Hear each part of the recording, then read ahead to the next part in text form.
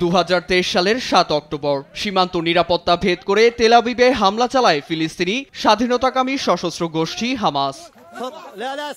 সম্প্রতি হামলার একটি তদন্ত প্রতিবেদন প্রতিরক্ষা মন্ত্রী ইসরায়েল কাৎজের কাছে পেশ করে ইসরায়েলি প্রতিরক্ষা বাহিনী আইডিএফ। 19 পৃষ্ঠার তদন্ত প্রতিবেদনে সাধারণের নিরাপত্তা নিশ্চিতে নিজেদের ব্যর্থতার দায় স্বীকার করে বাহিনীটি। তবে প্রতিবেদনটি প্রধানমন্ত্রীর কার্যালয়ে পাঠানো হয়নি বলে অভিযোগ নেতানিয়াহু প্রশাসনের।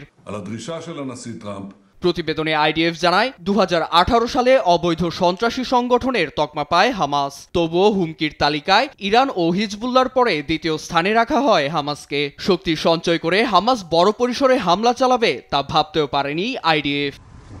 গোয়েন্দা তথ্যের সঙ্গে সমন্বয়ে ব্যর্থ আইডিএফ। শত্রুর প্রতিটি পদক্ষেপের তথ্য সময়মতো না দেয়ায় হামলাটি এড়ানো সম্ভব হয়নি বলে জানায় বাহিনীটি।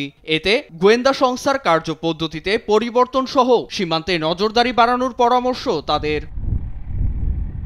নিরাপত্তা হুমকিতে বিরোধ বেড়েছে তেল আবিবে। এতে রাজনৈতিক মদদ থাকার আভাস দিয়ে রাষ্ট্রীয় তদন্তের দাবি ইসরায়েলি সামরিক বাহিনীর সাবেক চিফ অব স্টাফ হার্জি হালেভির। তৎকালীন কমান্ডার হিসেবে এ দায় আমার। প্রতিশ্রুতি অনুযায়ী স্বচ্ছ নিরপেক্ষ প্রতিবেদনটি এখন সবার সামনে। আমি নিজের দায়িত্ব পালনে ব্যর্থ হয়েছি। সবারই উচিত ভুল স্বীকার করা, তা না হলে আমরা উন্নতি করতে পারব না। নীরব দাস, নিউজ ডেস্ক, দেশ টিভি।